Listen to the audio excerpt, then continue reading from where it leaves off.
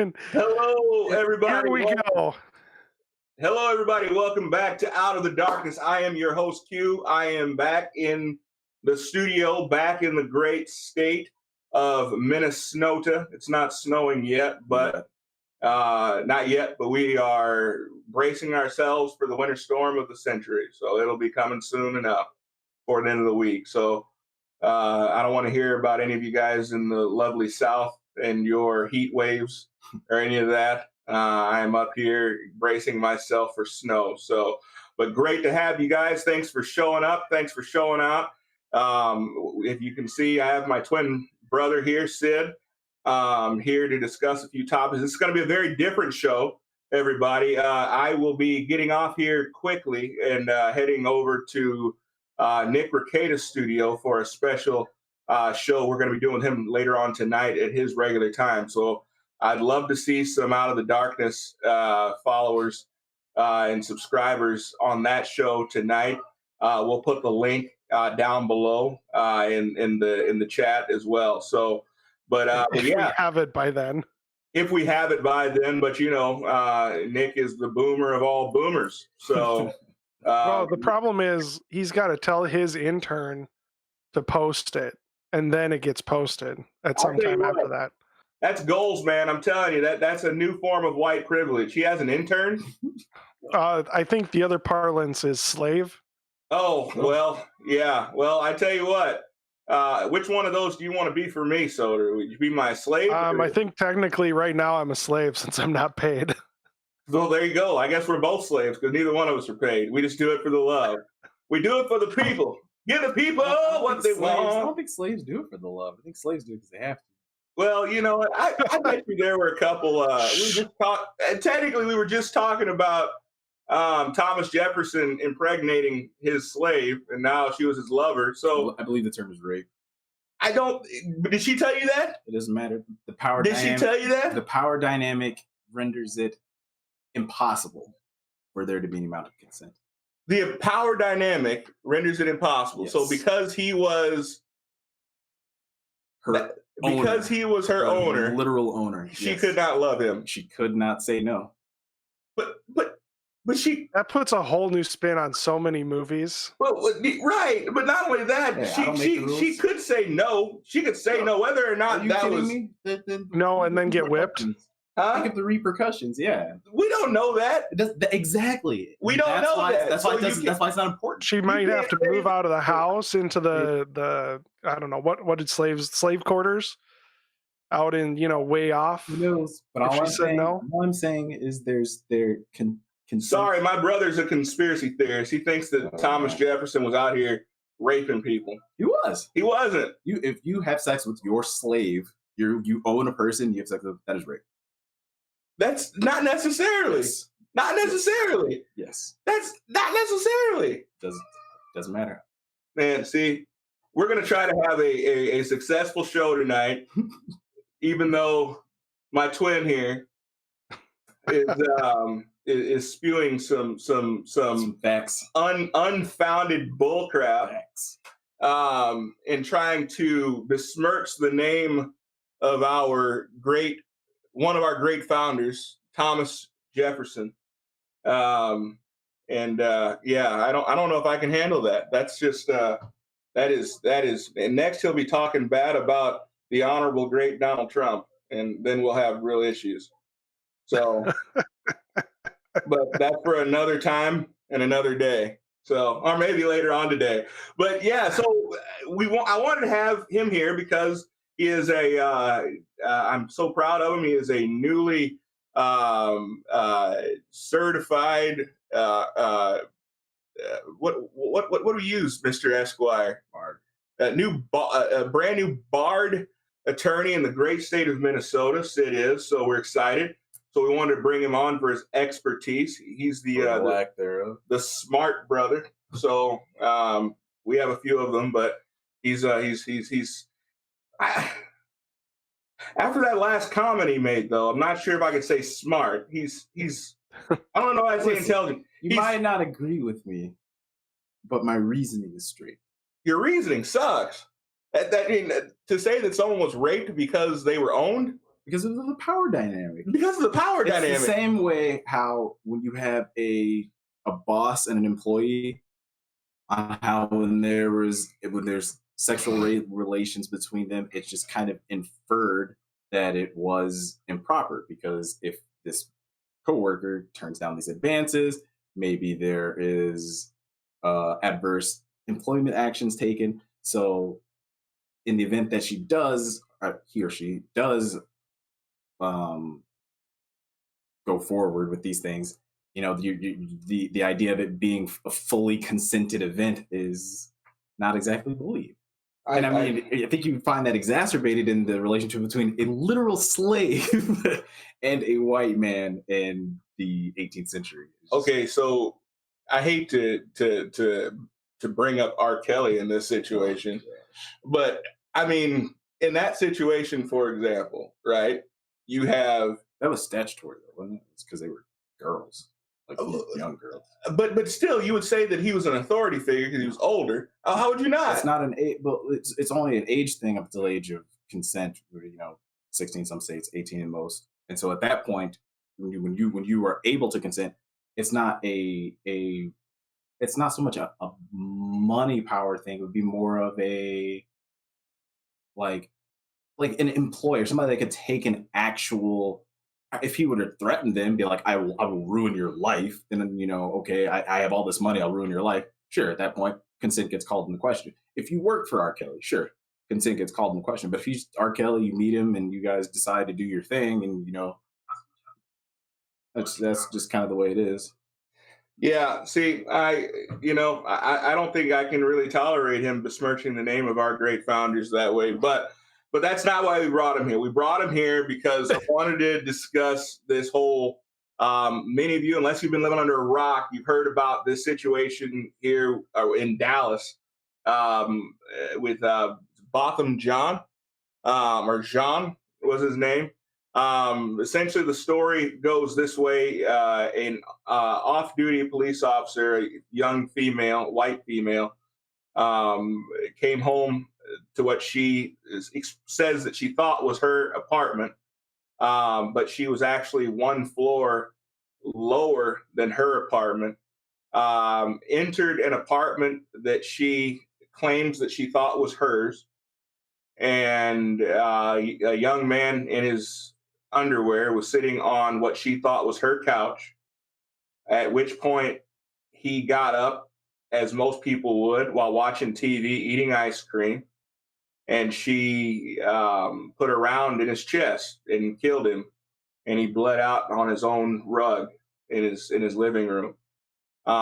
We've been watching this trial very closely, and so, I mean, so Sid, you've been keeping track of this a little bit, right? A little bit, yeah, very little. Okay, so what was your thoughts on that? So Soder, she was convicted this week.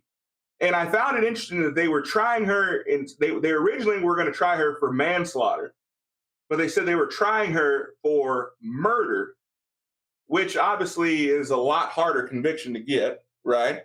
So I thought, wow, it's not often that you see that they go that direction, that they actually will raise the severity of the charge, right? Mm-hmm. So I thought, man, this lady's really going to get it. I mean, just put yourself in their shoes. Like, the one place that a person should always feel comfortable, in my opinion, is in their home, right? You are in your home. You pay the rent, or you pay the house note. You're in your home. There are certain rights that you expect that are going to be... like sitting on your couch in your underwear. Sitting on your couch, in your underwear, eating ice cream, watching TV, smoking a little J, right? I mean, because that... By J, you mean... Smoking marijuana is what he was doing, relaxing after the end of the day. Now, again, I'm not... Oh, he was? Yeah, well, they say the place smelled like marijuana. Whether he was or not, they tried to use the idea that he was smoking marijuana as, oh, well, look at terrible person. Well, first off, bullcrap. The guy was in his house.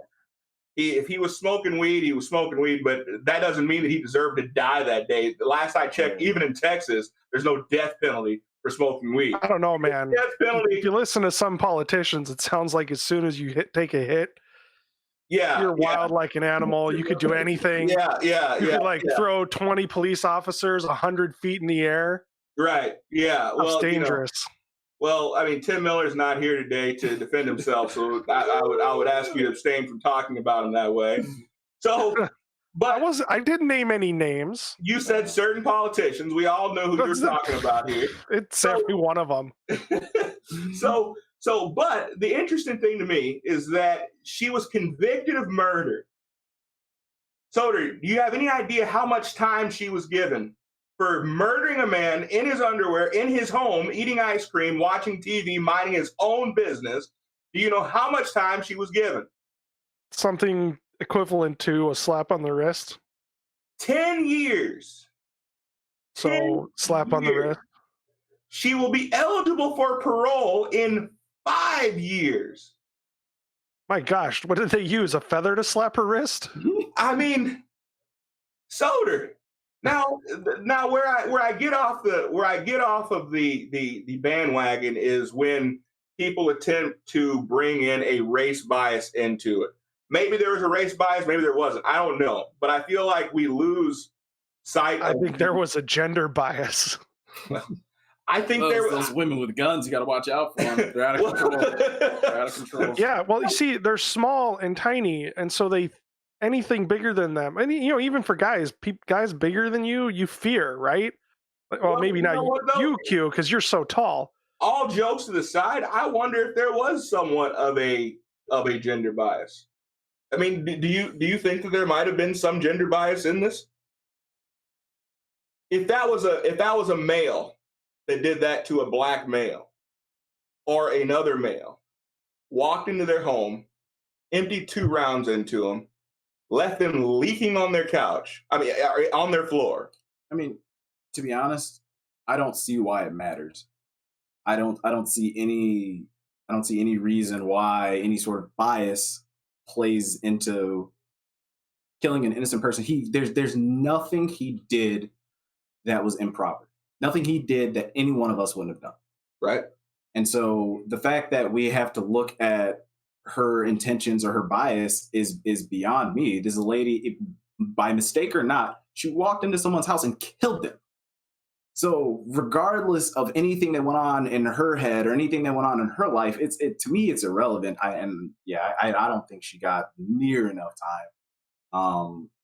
But that's I think the sentencing, I feel like, had to do a lot with her being an officer. And so that's why she got off as light as she did. Well, I mean, I wish Nick were here, and we'll have to discuss it a little bit tonight on his. He's in the chat, though. Is he in the chat? He's in the chat. So, with that being said, Mr. Riquetta, I mean, I believe that we have a strong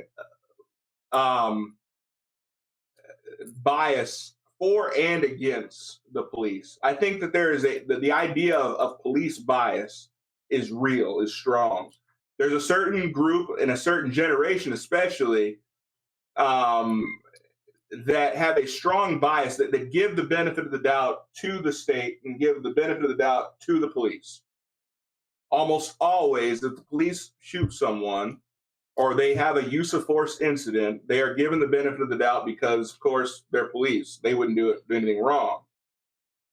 But then you also have the other side, in all fairness, there's a group of people who, especially people of color, right, that as soon as one of these incidents happens, it was a racially charged event, right? I mean, that's and it's immediately hailed as a racially charged event, which I'll be real honest with you. I can't say that for sure. Some of the texts that came out during her trial make me wonder if there might have been. I mean, she did kind of admit that she was a racist. She was texting like the owner of the German Shepherd. And she was like, the dog owner was like, "Oh, my dog's a little racist." She's like, "Oh yeah, me too. It's all good," or something like that. So I mean, like, that sounds like a joke to me. Yeah, but until you walk into a black man's home, right, empty a slug into his chest, and leave him leaking on his alpaca rug. At that point, it's admissible, I would think. I mean, I don't know how many jokes until someone gets shot eating ice cream on their couch. Right. I mean, and yeah, it's a joke until you see these jokes start to, take form in the shape of a woman walking to a black guy's house and shooting him. Like, I don't know. I mean, there were other text messages too, and I'm the last person that is going to, accuse somebody of being racist unless it's Donald Trump. But it's like I don't know. I given the content of the messages and kind of the context and the way everything happened, walking to this guy's house and then he stands up, being I guess he was a pretty big person. I definitely think race played a part, but I'm not going to say that, she's racist. It's impossible to say that she's that for sure that she was racist. But I mean, I thought that her defense was absolutely 100% preposterous. I reached out to Nick, being from Texas. I understand we have this what we call a castle doctrine, which means that you have the right in your home to defend your home. They used the castle doctrine as her defense because hippity hoppity, get off your own property. Because she thought she was in her home. Now, forgive me, because I'm going to go off the rails a little bit here. But I mean, could they have used a little bit of that? I mean, doesn't it seem, it could be an ingenious defense if you think about it, right? Mm-hmm. If she identified that as being her dwelling place, then who are we to tell her that it wasn't? Because it was a factual impossibility. You mean like having balls and a dingling make you a male, but you can identify as another gender, and therefore you have to be granted the privileges that come along with that gender? I would consider that to be a factual impossibility. Well, no, because what you just said renders it not. I mean, if you agree with it or not, if you were saying that even though But what are facts now, though? But if you, just like you said, I am biologically male. If I choose to identify as female and all of those things that you just said thereafter, like that there's no impossibility there because you just explained it happening. But when you tell me that she's like, castle doctrine, I'm defending my house. No, it's factually impossible in this scenario for you to be defending your house because this is in fact not your house. Okay, so I agree with everything you said there for the most part. Okay, I'm playing the devil's advocate, so please understand. Don't get too crazy here. I think people are losing it on me right now. Okay, no, I'm not. But what I'm saying here is that when we get to the place to where facts are considered to be relative instead of being facts, right? I mean, it was not her home. It was not her home. She was not in her home. So therefore, she did not have the rights of a homeowner because she was in someone else's home. And she killed them in their castle, right? Mm-hmm. And so to me, that only makes the offense that much more egregious. Right? Nick Arquetta says, I choose to identify as whatever makes me innocent AF. 100%, right? So at that point, if you consider, I mean, but it seems that much more egregious to me that she enters into someone else's home. Now, then the other side of it is at that point, if you want to interject the fact that she is a government official, right? That she is a officer of the law, right? Mm-hmm. Doesn't she then have a responsibility to conduct life-saving, to give him first aid if he's the victim of a shooting? Doesn't she have a not if she was off the clock, wasn't she? I understand that, but but at the same time, they were trying. No, cops are on the clock 100% of the time. Well, it's always been the case. Always will be the case. Okay, but they defend us. They are the thin blue line between us and chaos. But the problem that I'm having here is that she was supposed to be attempting to save this man's life and perform CPR on him, right? But she was in the process of texting her her lover or the guy that she was having her work friend, her work husband. She was in the process of texting him saying that she needed him, even though he was a married man, and her partner, her work partner, and he needed to get over there immediately. Well, tell me this: how are you performing CPR and texting at the same time? You see, millennials nowadays, man, they can do anything in text at the same time. They can do CPR. They can drive. Let's see. They can drink Scotch pods. Or White Claw. White Claw is a new millennial thing I discovered. No. Now it's Scotch pods. It's like Tide Pods, but it's Scotch.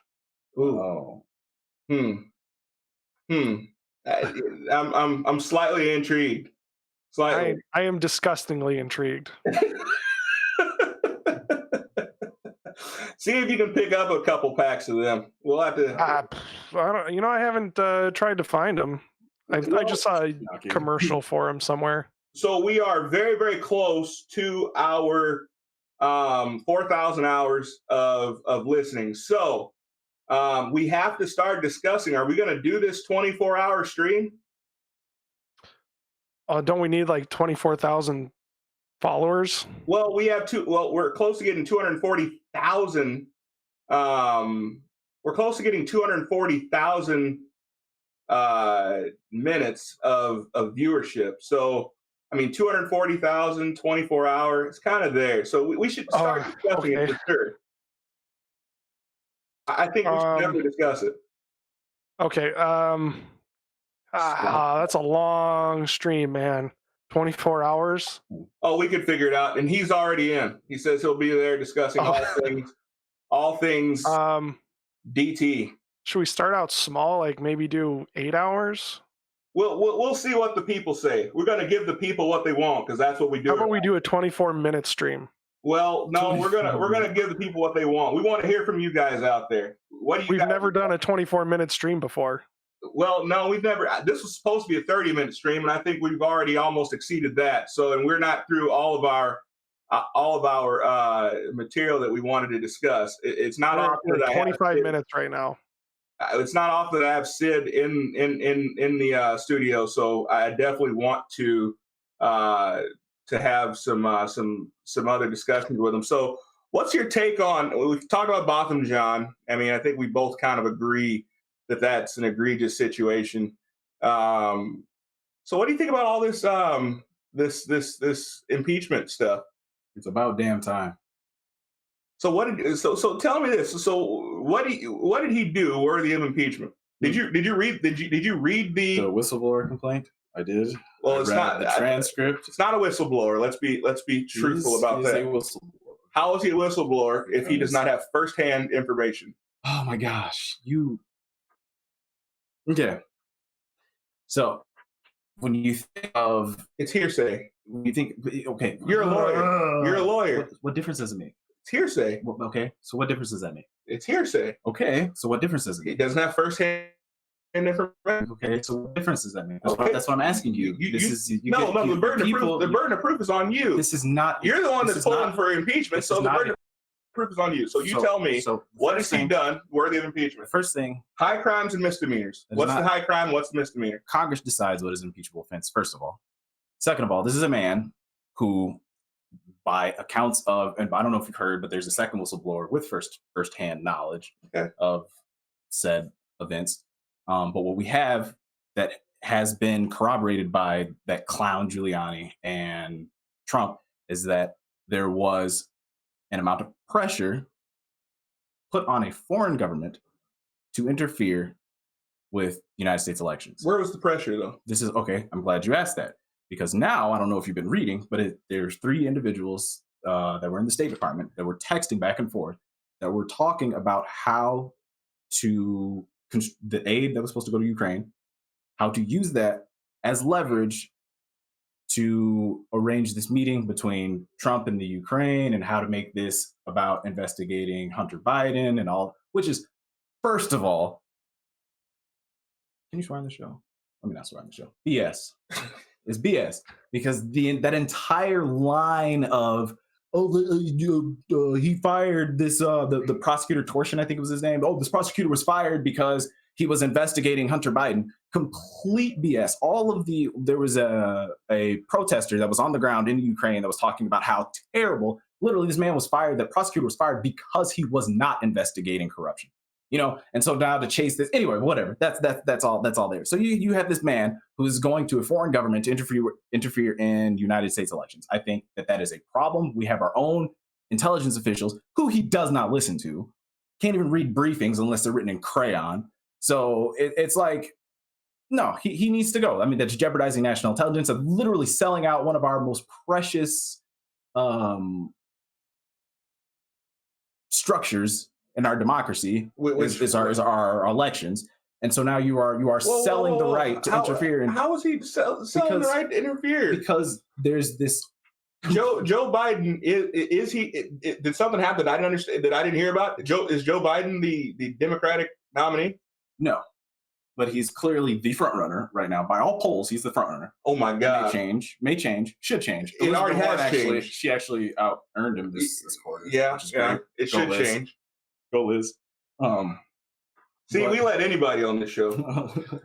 But the idea, and for the life of me, I don't understand why people are willing. I mean, this, like, look at the hill that you're dying on. You were literally wanting to do this, engage in this mental gymnastics for Donald freaking Trump. Okay, so let me ask you this. I the one thing I love about you is that while we might disagree on many things politically, I do love the fact that you are well thought out for the most part. I might disagree with your thought process, but you're well thought out and you're fair, typically very fair. If the names were changed and this were Donald Trump Jr., who was dismissed or got a discharge from the Navy for doing crack and employing prostitutes, and then all of a sudden got a job with an oil company with no prior experience, right? Okay, got a job working for an oil company making $50,000 a month. Mm-hmm. Okay, it is great money. Hey, we'll take it. Got that job, Donald Trump Jr., and he was being investigated. He was not being investigated. His company was being investigated. His company was not. It was being investigated. The investigation had concluded. It had not included. Yes, it had. Concluded. It had not concluded. Okay. Well, okay. Right. Who are we talking about now? Are we talking about Hunter or Yeager? Hunter Biden, but we're saying if the names were changed and it were Donald Trump Jr., who was under investigation, or his company under investigation, and Donald Trump Jr. said, "You're not getting this." Donald Trump then said, "You're not getting this $1 billion until you fire that SOB," which is what he said on tape. You're not getting this $1 billion in foreign aid until you fire that SOB. Right. Would we not be? We tried. They tried him. A number of facts that you have left out. But they tried him for obstruction of justice for far less. Far less. For who? What? They tried to run Donald Trump out of office for obstruction of justice over the Mueller situation. Do you not see how those are different? I see that obstruction of justice is obstruction of justice.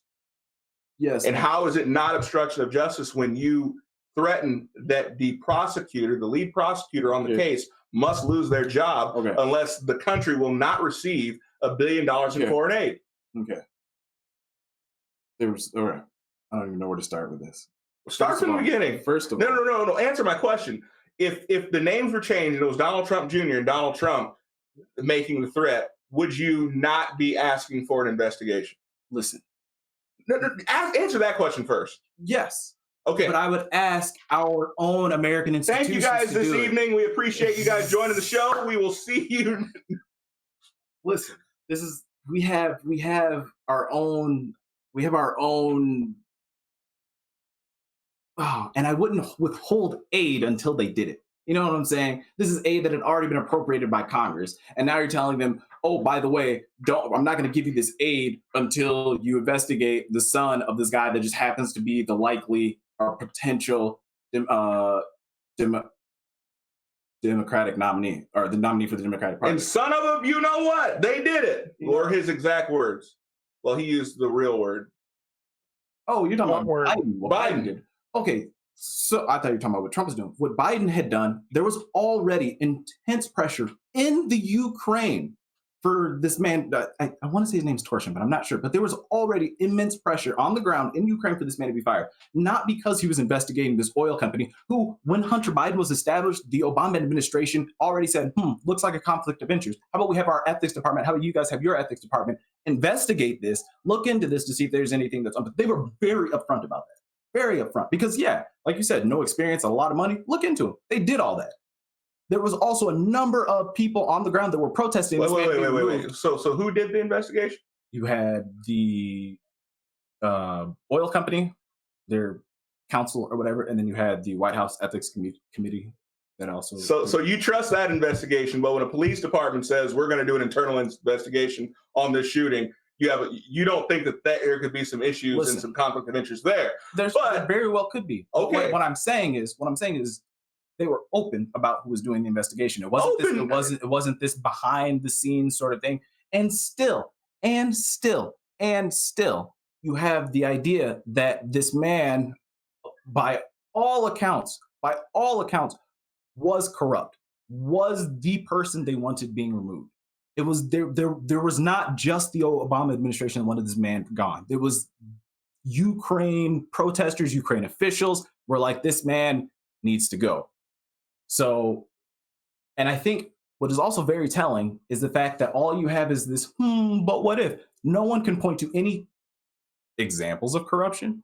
No one can point to any likely corruption. All we have is, he might have been investigating corruption, or he might have been investigating this thing. And no, it's BS. It's muttering in the waters. And still, the biggest issue is the fact that the president of the United States called another president, congratulated him on his win, completely undemocratic victory, but whatever.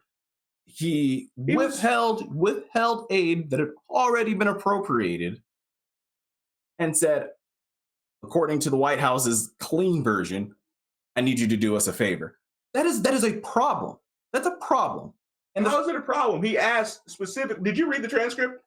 Yes, and people need to stop calling it a transcript. I know. Did you read the transcript? I did read it. It's not a transcript. It is a transcript. No, they hid the actual transcript on their top secret server. So he sounds like a bigger conspiracy theorist than me. That's not a conspiracy theorist. That's literally what But I'm the conspiracy theorist. When this comes out, the Star Tribune is going to call me a conspiracy theorist. The intelligence officials, literally, who are oversee that sort of thing. The intelligence officials were the whistleblowers, though. Exactly, because they're sitting there watching all this unfold. What? Okay, but what I'm. Because there's oversight. They're familiar with the conversations and the goings on of the White House, so they are privy to the facts. And and another thing is the White House also hasn't disputed the fact that they took the White House lawyers, knowing that this was problematic. Another red flag. So they want to take the actual contemporaneous notes of the phone call and hide them on this top secret. But there was already an investigation going on. William Barr was already investigating this situation.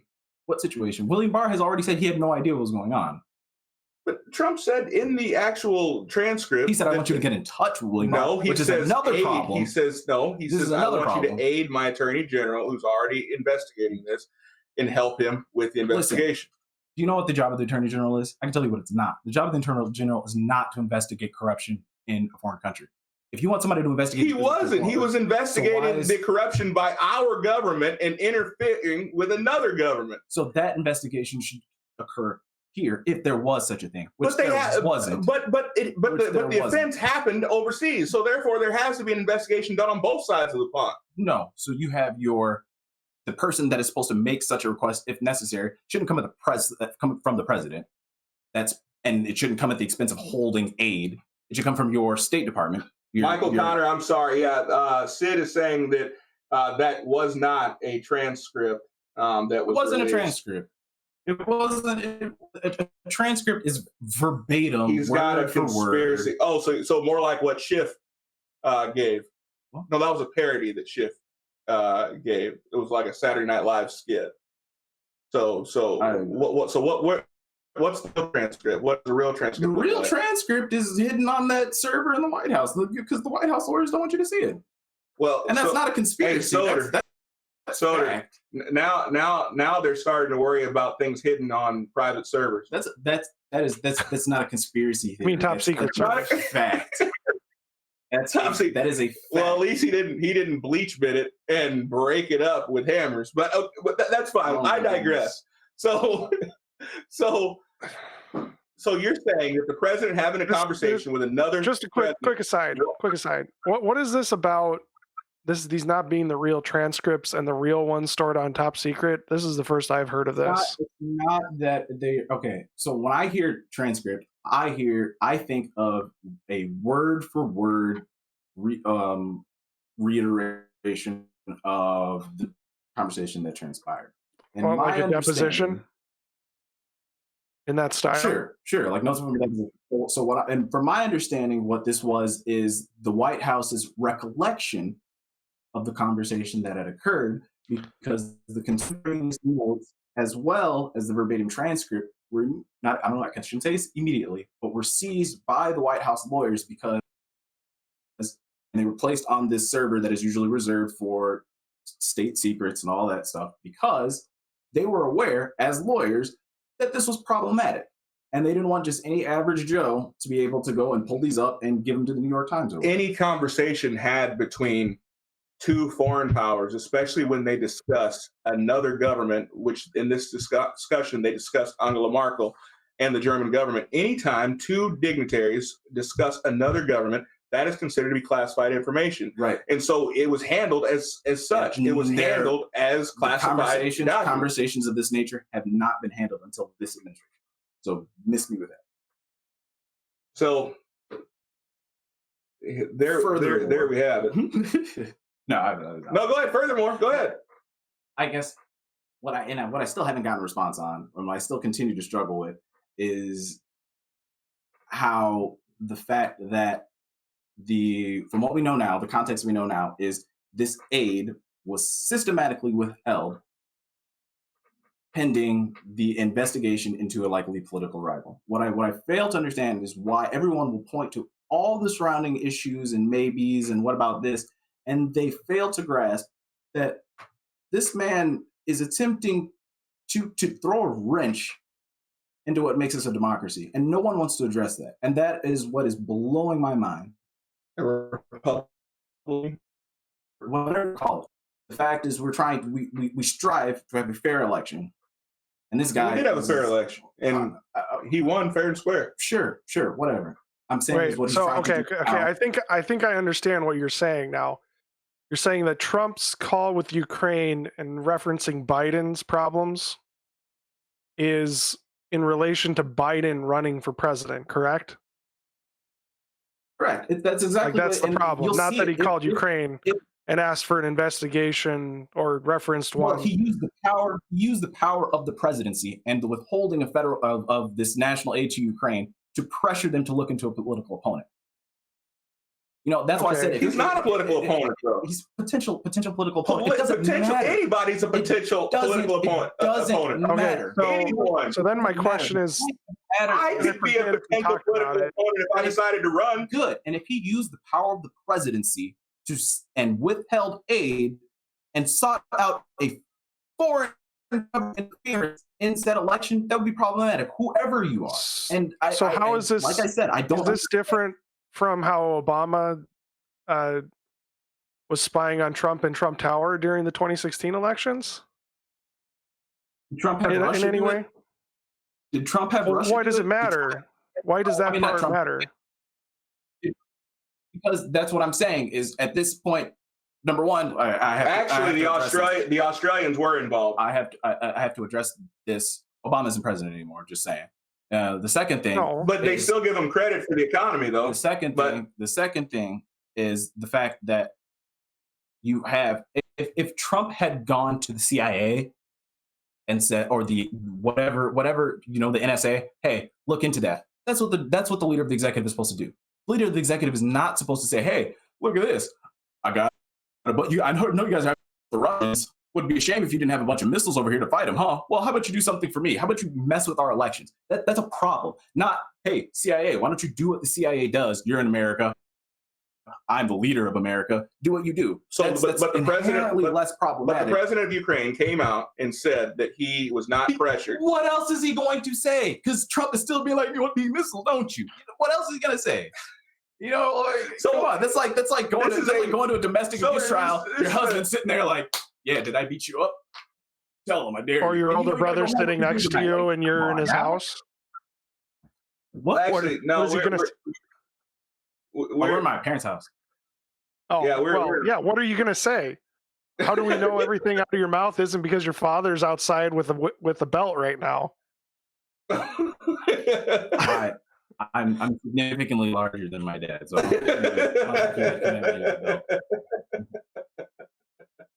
Yeah. So it's interesting that we get transcripts. Those aren't transcripts. The president comes out. No, you said they weren't transcripts at all. Right. Then the president of Ukraine comes out and says, I didn't in any way feel pressured. He says, well, we can't believe what he has to say. So the only thing we can believe is what Adam Schiff and Nancy Pelosi and the corrupt left have to say about it. False. Well, that's the only side that I'm hearing you're actually believing. I haven't endorsed any side. You're endorsing the side that is the political opposition to the Trumps. No, I've endorsed the fact findings of our intelligence committees, sure. So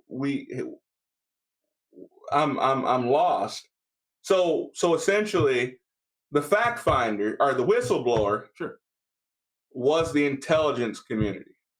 That's what he said. Was the CIA, right? Well, I don't. There's thoughts that he a CIA operative, right? I mean that's been established. Sure. I think. Okay? One of them anyway. One of the whistleblowers is a CIA operative. Mm-hmm. So we're going to say, okay, we can 100% fully trust. No. So what are we to believe then? Hey, guys, a wild Ricada appeared. Thank you. Thanks for coming. Have a good night. No. Okay, all right. Thank you. Okay, listen. We have these intelligence officials that have literally come out and said, hey, this is a problem. The solution isn't let's put this on the rug, let's keep going business as usual. No, the situation is, this is a problem. Hey, let's have an inquiry. I've got a... Mr. Ricada. Thank you very much. Can you guys hear me? We can hear you, sir. Okay, I'm going to stop in real quick because I'm getting annoyed at some gross misrepresentations on the roles of government here. Oh, the CIA does not. No. The CIA does not operate within the United States, or they're not supposed to. That is outside of their jurisdiction. So first of all, saying the CIA, you're here, you investigate inside the U.S. Wrong. They don't do that. And if they do that, the CIA a branch of isn't the CIA part of the executive branch? Yes, but they're all of their jurisdiction is outside of the territorial United States. FBI. So what governing body gives jurisdiction outside of the United States, if not the United States? How did the United States give jurisdiction to one of their own branches outside of the United States? Well, you ask the United States how they do that, but they do. The CIA operates outside of the territorial United States. No, the FBI is the Bureau of Investigation, which handles domestic matters, and the CIA operates outside. The CIA is not allowed to operate within the United States except under very, very, very limited circumstances, and a wiretap of Trump Tower is not a CIA operation. That said, you're also grossly misrepresenting the role of the executive, the President of the United States, under the Supreme Court, stating that he is the sole organ of foreign relations. So when you say that it's weird for a conversation between two heads of state to be put on some sort of server and treated differently because Congress asked for it, no, that's the very thing Congress can't ask for. He has plenary authority. He has plenary authority. Put on that server before Congress had even requested it. Good, and it should stay there. Congress doesn't have access to it. they all been treated that way is my question. I don't know. I don't know if they've all been treated that way. You read the transcript. There was nothing secret about this. It doesn't matter. It doesn't matter if they were calling and discussing their golf game, because the president is the sole organ of foreign relations. I mean, we may not like that, but that's how it is. And that's how the Supreme Court has ruled forever. Also, the president, hold on, real quick, the president also would have full authority to withhold aid to another country, no matter how many times Congress appropriates it, because the president is the sole organ of foreign relations. Right. And I don't disagree with that. But where my consternation comes in is he is withholding this appropriated aid for his own political gain. No, you say that. What else? How else is there to say it? They literally talk about this aid, and then we say, by the way, do us a favor. Like, hold on. Again, so you're real quick though. You're saying that the transcript that was released is not an accurate transcript, right? I didn't say it was inaccurate. I said it's not a transcript.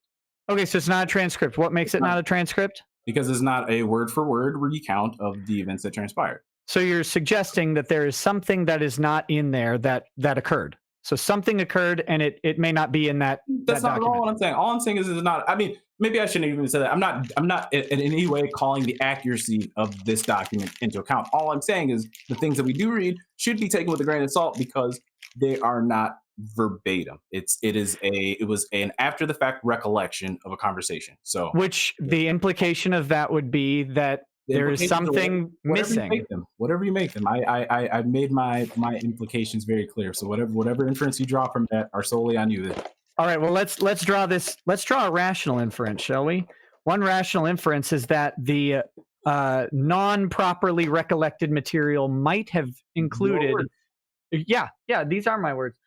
Might have included parts of a conversation between heads of state that are not for public consumption or for the Congress. Is that correct?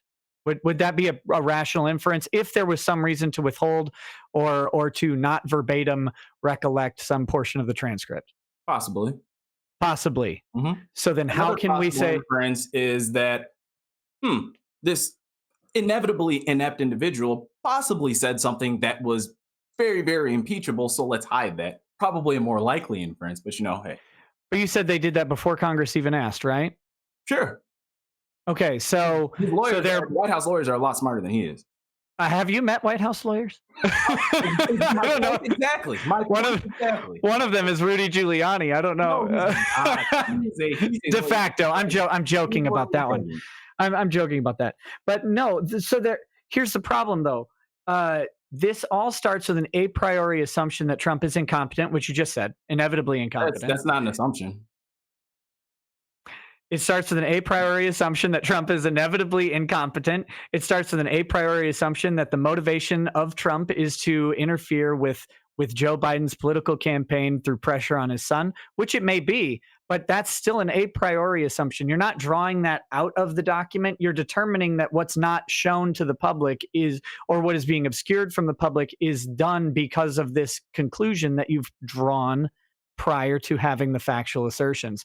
And the real issue that you've got is the plenary authority of the president is to have this conversation, is to have it in private, and the plenary of the authority of the president does include withholding aid appropriated by Congress to a foreign government. And the plenary authority of Congress is to investigate the activities of the president when such inferences, as we have both established, lend themselves to be possible. Right, but that comes under it's not so simple that they can just demand this. Sure it is.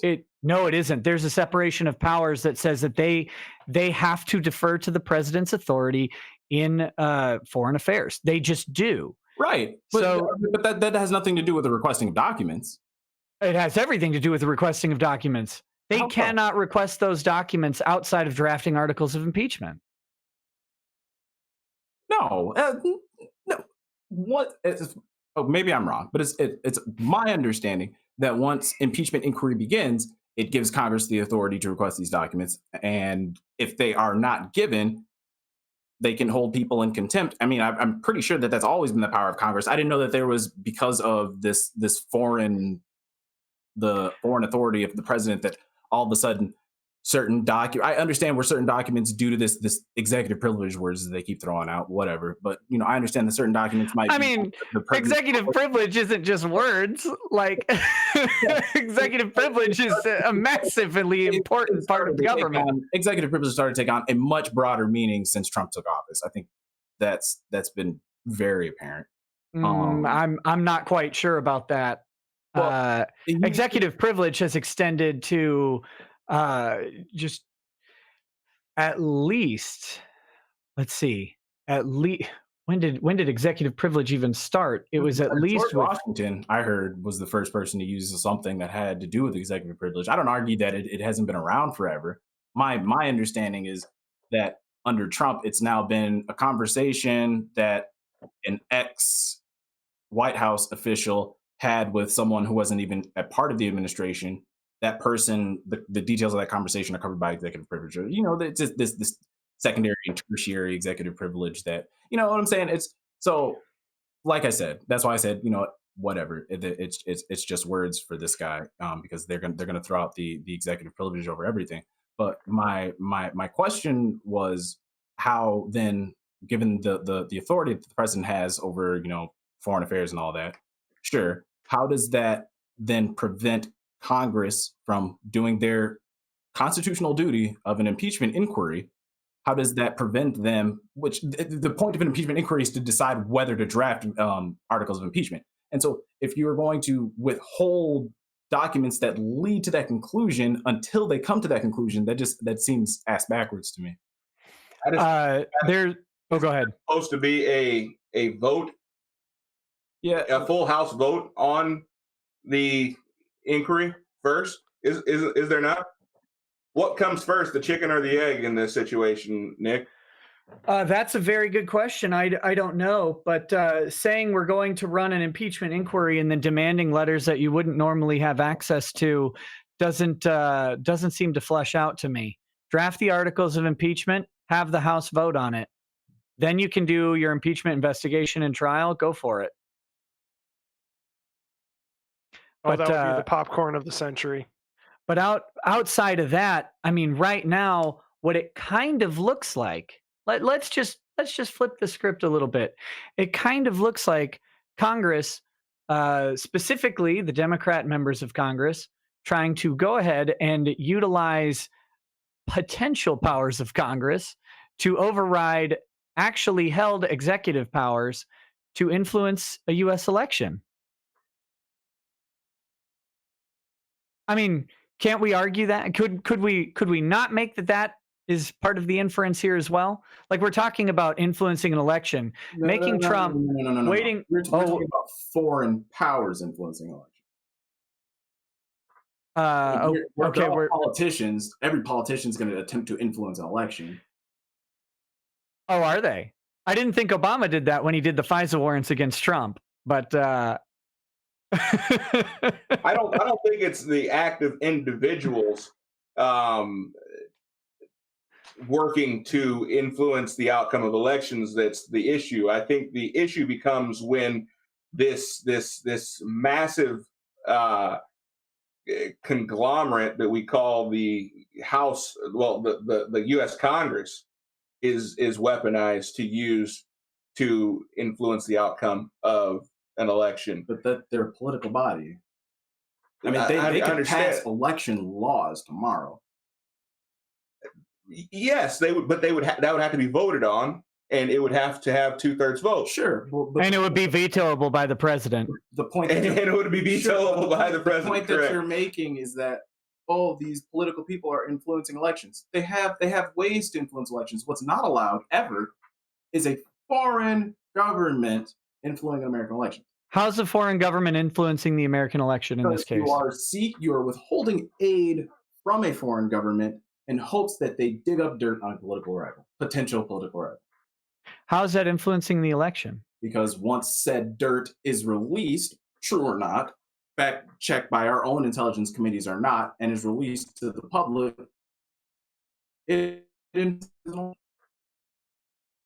So wait. Hey, let me get this straight. Quick housekeeping. Q. Yo. Could you set your Hangouts to just do audio only? disable your webcam? You guys are breaking up terrible. I'm hoping if you stop video that Okay. awesome. And All right. I'll buzz off in a little bit too. But okay, so here's the problem. Again, this is only works if the assumption is that the president has no other reason to do this other than to influence the election. Because it works if you believe the intelligence officials. Well, do you believe the intelligence officials? Sounds like it. Worthy of an investigation. You do know the intelligence These are officials. federal intelligence officials. I don't do anything with state police. But they're cops, though. They are federal. Oh, buddy, they're definitely cops. And they're not only cops, but they're cops that started the Iraq War. Let's remember that. They're also the same cops that decided that waterboarding wasn't illegal.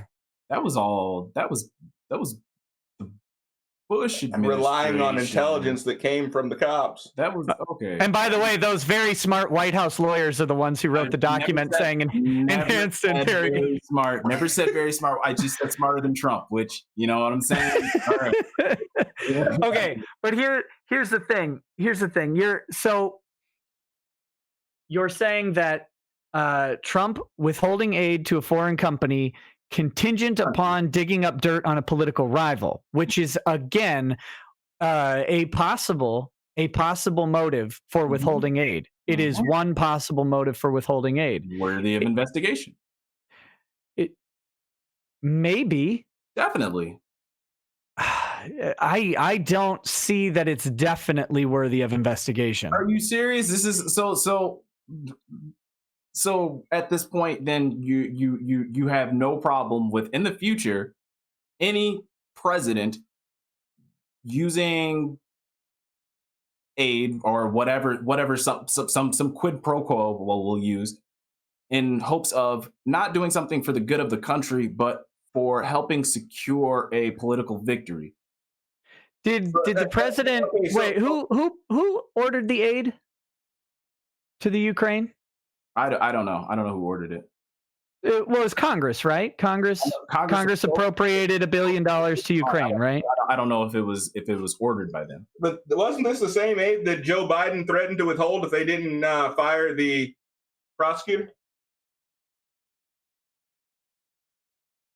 I don't know. Is it the same aid? I as far as I'm concerned, as far as I know, they've gotten this aid every so often for years. My understanding is it's the same aid, but right. So how is you said for the benefit of the country, right? Those were the words. Benefit of our country were the words I took from you, that we are sending aid to the Ukraine. I shouldn't call it the Ukraine. That's a joke, I say. To Ukraine for the benefit of the United States. We send Ukraine $1 billion. No. That's for them and their fight against Russia, as far as I know. Okay, so that's for the good of our country, though. That's what you said. If that's what I said, I'm sorry. That was a slip. It's for the good. I mean, I guess the comfort of our allies can be the good of our country in some ancillary way, but I mean, the main goal is it's to keep the fight. Because I guess there's some border that Russian proxies are fighting Ukrainians on, and so that aid is to help with that. Sure. Okay. So somebody somewhere decided to send Ukraine $1 billion. Sure. Trump decides to not give it to them until an investigation is done into what? Not an investigation. He said he wanted information regarding what? Regarding Hunter Biden's Joe Biden's son. But don't you have to investigate to get that? Maybe, or you should make it up. I don't know. I don't know how you. What So Trump asked for specific investigation or specific information about Hunter Biden. Yeah, and his relations with some gas company or something. Oh, okay. So he's investigating. Hurry up and make your information. Hurry and make your false equivalency so I can quickly debunk this, because I know where you're going. I'm asking. I'm not even making a false equivalency. I'm asking you for information right now. Okay. I'm trying to get the story straight. Okay. So he asks for information about Hunter Biden's involvement with some company. Do we know? Do we know why he asked for that? He was on the board of some gas, oil, power company. Was making an exorbitant amount of money. Apparently, the prosecutor at the time was fired amid pressure from the Obama administration. Joe Biden. And the allegation, which is unfounded, I should add, was, he was investigating Joe Biden's son. That's why Biden had him fired. This entire conspiracy has been debunked thousands of times over. The man was fired literally through all accounts of the Ukrainian officials and Ukrainian protesters that this man was corrupt, was not investigating corruption. And the reason he was fired is because when this aid was sent over, the aid wasn't going to be used as was anticipated because, there was corruption. There was this problem with corruption in the Ukraine. So man gets fired, they get their aid. Now, the Trump administration has been trying to paint this completely debunked theory that the prosecutor was fired because he was investigating Joe Biden's son, which is completely false, completely unfounded. And if he would listen to intelligence officials, which I know are cops, whatever, but if he would listen to somebody besides Fox News, he would understand that this was not a thing worth chasing. And that's where my thought, and this is me speaking now, is I don't think he cares. I'm just listening to Soder, is there any way we can attach the video of Joe Biden's recount of this? That he was withholding aid from the Ukraine until they fired this prosecutor. Right. So is that not, how is that not obstruction of justice, Nick? So out of curiosity, does investigating his son? Okay, but he either regardless. Ignore that. Hold on. I got a question. Prosecutor, you don't want to send aid to a corrupt country, so you want this man standing literally. You show me a government that we've sent aid to that wasn't corrupt. That's not the point. It is the point, guys. I have a question. Okay. Is there, and this is a question, not an accusation. Is there a reason for a sitting president to ask a question of a foreign official about an investigation that was conducted over prior years involving the son of a congressman who threatened to withhold funds if something wasn't over? If it was a question, maybe not. But when you tell me I'm not going to give you aid until you do this for me because I'm seeking information that is only going to help me, that is a problem. But the president of Ukraine said that did not happen. He can say that he didn't feel pressured, but it's the documents that the White House provided, along with text messages that the State Department has provided, established that these events happened. This is not a conspiracy theory. This is not fake news. These are the events that happened. Aid was appropriated. Trump withholds aid. Trump has a phone call telling them, we are not going to give you, or at least the understanding is, you are not going to get this aid until you do this for me. This is not a thing that's going to help out anybody else but the president. He is seeking intrusion from a foreign country to only help out his campaign. I'm tired of the false equivalencies. I'm tired of the goalpost shifting. I'm tired of it all. I don't understand how anybody that considers themselves to be an American can look at these states of undisputed facts and try to die on the Donald Trump cross. Look in the mirror. Like, are you kidding me right now? If you're looking at the man in the mirror, maybe you have to ask him to make a change. That was a Michael Jackson reference, just so you know. Let me run a scenario by you.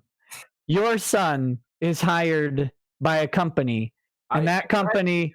I don't do hypotheticals anymore. And that company is under investigation by the head prosecutor of a country, and you say, you do this thing that will directly benefit my son or else you don't get $1 billion of aid. It's how you're not seeing that these are the same two types of things. Even if that was the case, which I disagree on your recount of the events, even if that was the case, the fact of the matter is there was no interference from the Ukraine into American elections. As despicable as what Joe Biden may or may not have done, which again, I must say, I disagree with. There was no Joe Biden saying, okay, well, now these are going to help the elections. Personal, maybe, maybe not. It's his son. Sure, whatever. But again, like I said, despicable though they may be, and I disagree with your account of the information. That's fine. But we're truncating this for the purpose of argument. But here's the problem though. Again, how does information about Joe Biden potentially, like let's do the wild thing and suggest that there is something improper about Hunter Biden's $50K a month position, although investigated and reviewed. But sure. Investigated and reviewed by a friendly administration where he was the vice president. Sure, great. Well, and the Ukraine. Oh, well, now we trust the Ukraine investigations, but for sure. I mean, well, sure you do. I mean, Trump is the one that's asking him to do it, and apparently that's all proper. So, like, yeah. So, do we either trust Ukraine or because Ukraine says they didn't do it? You said, well, we don't trust Ukraine now because Trump's involved, but we trust Ukraine from before when they investigated this. I'm not saying we trust them at all. All I'm saying, all that I'm saying is, hey, that's what they said. All right. So I wonder if Trayvon Martin's parents were able to take solace in the fact that there was an internal investigation done on Zimmerman for shooting their son. I mean, we all know that all cops do wonderful internal investigations, right? Well, they're very good at policing themselves. You know how good they are at policing themselves is, the head or the key witness for the prosecution against Amber Geiger just got rando murdered coming out of his car. So since you brought that subject up, wait. No, yeah, but I shouldn't have brought it up because I want to close this one out, and then I probably got to go for a bit and get ready for our show later. But here's the crazy thing, though. If, let's say, again, we're in this wild world where it's possible that something improper happened where Joe Biden used his position of power to secure a position for his son, right? Let's say that. And then that information comes to light because the president of the United States asked for information about that improper thing that occurred. How is that Ukraine influencing our election? He's not asking. He's not asked. There was no demanding on condition of aid. Okay, sure, right. Okay, so how is that Ukraine influencing a U.S. election? I mean, it's Ukraine providing aid and smearing a political opponent. I mean, is it a smear if it's true? I guess not. So we don't know. Well, I mean, it's still improper. How is it improper? Because that's not the job of the president. Isn't to seek and destroy past wrongs. This is strictly a political motive, and you're not supposed to leverage aid. Wait a minute. Motive. So a president has. You're saying a president has it is not the job of the president to discuss the potential corrupt influence of a prior administration in placing a patronize Donald Trump as some arbiter of justice. I'm not. But you said this is not over there to investigate corruption. No, he was seeking dirt on somebody that could be his campaign slogan. Oh, I can see it now. Oh, Dirty Joe and his son in the Ukraine. Like that. That's all this was about. That's your a priori assumption that he is a bad actor. I mean, but it is though. Throw it on me. That's what he was doing. Let's be real. That's what he was doing. Trump was not going out here to seek justice to make sure that Ukraine wasn't corrupt. Trump wanted some catchphrase about Joe Biden. That's really it. And I'm sick of, like I said before, I'm sick of this goalpost shifting that's going on. Like, oh, we don't really know. Like, no, the guy's a dumbass that called this president on the phone and was looking for dirt, and he was going to leverage aid to do it. And okay, sure, I can't prove that, right? That's why we have inquiries. But if the dirt was literal political corruption, sure. The point isn't the corruption is what you're missing. The point was not to seek out corruption because that's not the president's job. The president, if it was really the corruption, you send your State Department officials to go do it. Wait, whoa. But the State Department isn't the State Department the president? It is the president.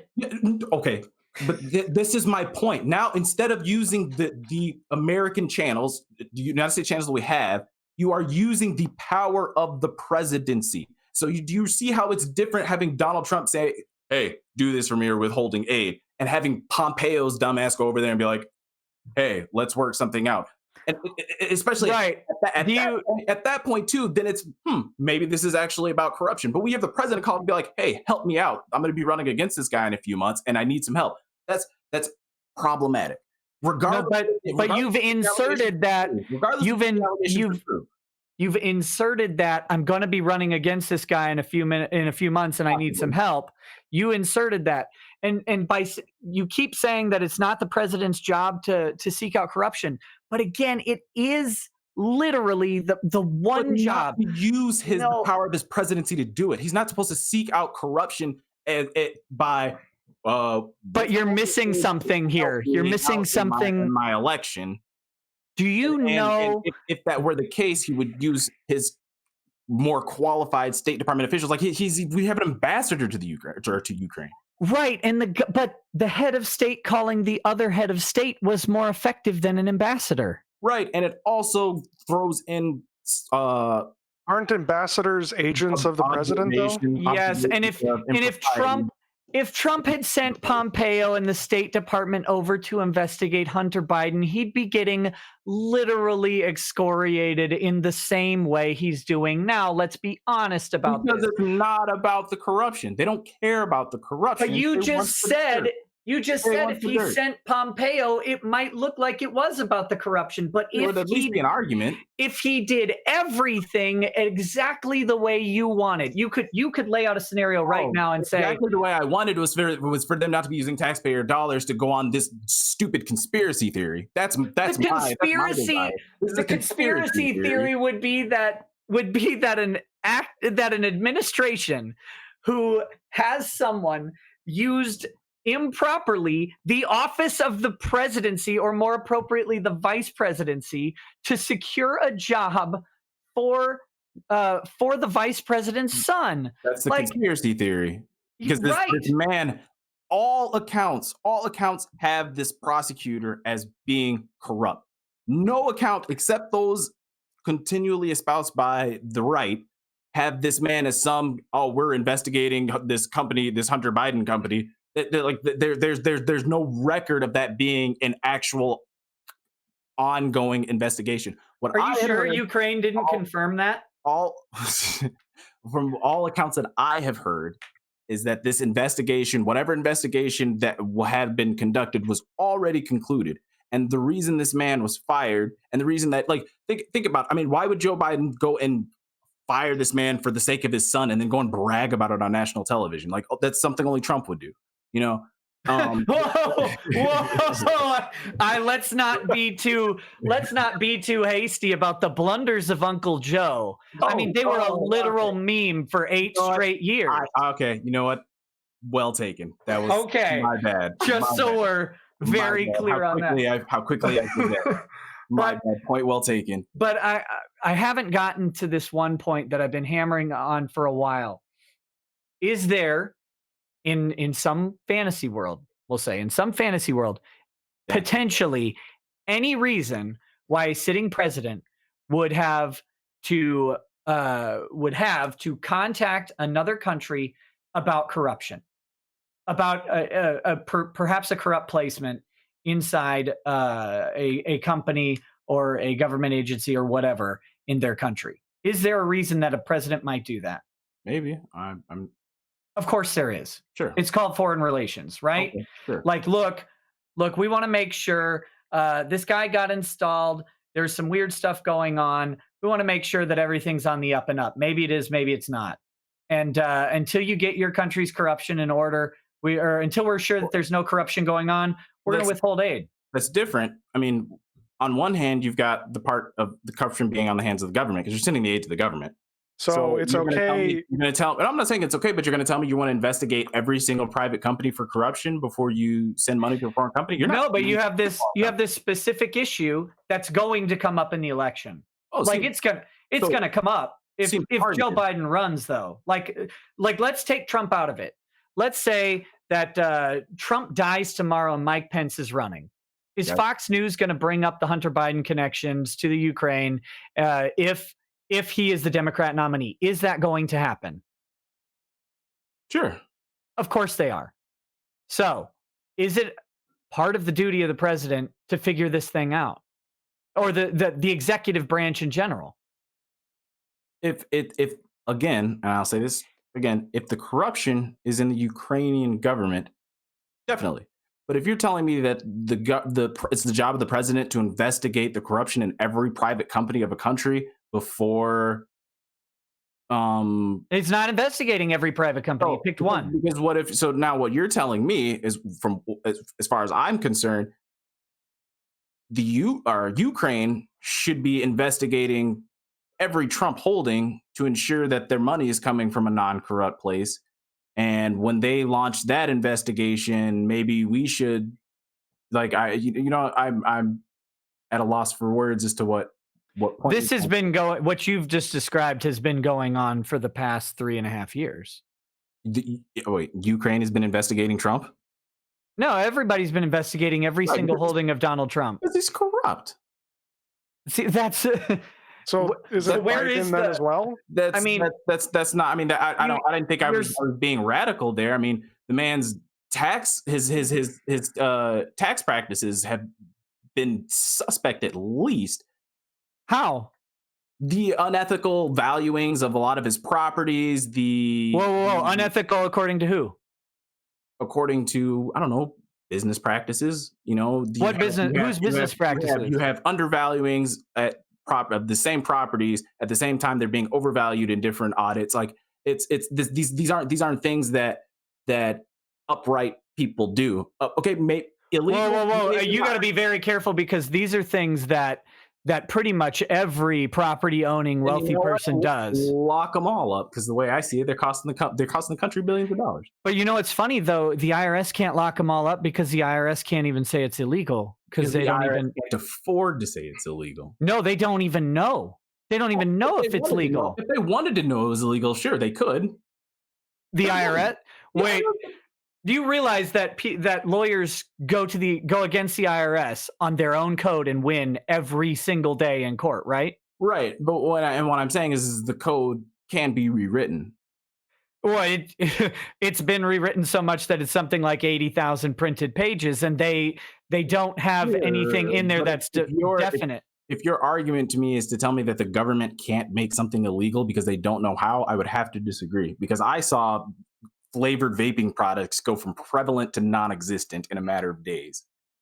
Yeah, and that doesn't necessarily make that right, but they at least have the Commerce Clause to do it. But they haven't. We're not talking about changing tax law. We're talking about existing tax law. Because so let's say tomorrow Congress passed a law overriding the president and said every single tax move that Donald Trump made is definitely illegal. That starts tomorrow. That doesn't start to facto. You wouldn't be in trouble for it.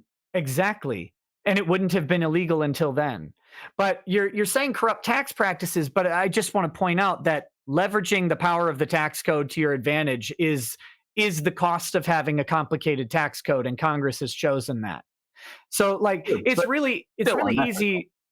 Why is it unethical? Because it's not. You clearly know that it's not the intent of the legislators to have all these loopholes to have you value your property this day at one point and then to undervalue it to your own. Hold on, I got a question for you. It's not the intent of a bunch of rich people to write a tax code where they can hide their assets from themselves. Yeah. I.e. the government. Ignoring that, because that's definitely true. Did anybody hand you any cash over the past 5 years? Has anybody given you cash for anything over the past 5 years? Possibly. Don't answer that. Don't answer that. Let's say hypothetically someone gave you cash over the past 5 years. Did you hypothetically report that tax as income? Absolutely. Oh, you did? Yeah. Really? Why are you answering? Every single time someone hypothetically handed you, even a dollar bill. What about a CD? Did you borrow a CD from anybody? I don't have CDs, but I overvalue my income. Are you talking physical music CDs or money CDs? Physical music CDs. Both of them I don't have. Did you borrow anything from anybody over the past 5 years? Ever? I'm going to take Soder's advice. I just want to point out that over and undervaluing things on the United States tax code is something that is not in any way exclusive to the extreme wealthy parties of this country. It goes all the way down to the most poor and destitute among us. And it's usually only prosecuted against them as well, are used to prosecute them. Ask DMX about that. Yikes. R.I.P. DMX. Anyways, guys, I've derailed this for way too long. This is fun. Thanks for stopping by, buddy. I needed this in my life. You have no idea. We should do it more often, man. I enjoy talking to you. Even if I'm being like 1,000% serious. Like this was exhilarating. Yeah, well, come to my house sometime and come to my house sometime. I'll give you some whiskey and we'll get some real lawyer fights. That'd be fun. Tonight, do it tonight. Yeah, I don't think that's gonna work. He's not down with the Crips, so I don't think he wants to. I heard you got greenlit. The funny thing that they don't understand is, we'll just say the highly upstanding bastions of justice of our local police officers seeing a bunch of Crips. There may be some unusual stop and frisk action going on when they arrive in town.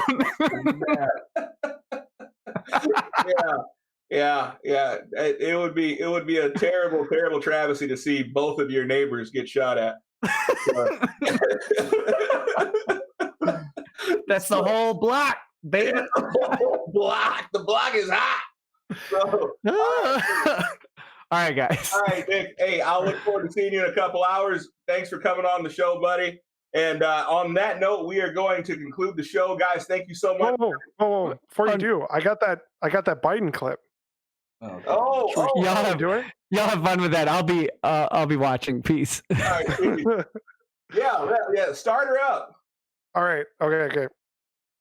Here we go. Standing up to corruption. I had gotten a commitment from Poroshenko. They would take action against the state prosecutor, and they didn't. I said, I'm telling you, you're not getting $1 billion.